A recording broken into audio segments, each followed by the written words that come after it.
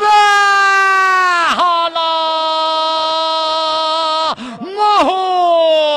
ماهور امیر حسین امیر سلیمانی و شماره 10 ادای خواهرش رو در میاره، ادای ولوله سیلویا سرانا طلایی که مالک شم حاج آقا آقازاده باشه، مربی تولی قربانی چابک سوار عبدالرحیم آرمیده و شماره 9 در نایب قهرمانی. واقعا همچون خواهرش داره میرینه. نگاه بکنید چه کارتی، اما از این شماره 5 و بینوسه داره بیاد. عجب فشاری رو شماره 4 شهلا از اون ور به طرف خط پایان. حالا دیگه به سوی خط پایان شماره 10 و 5 شماره 10 سارانا طلایی و 5 بیونسه شماره 5 بیونسه ماشاءالله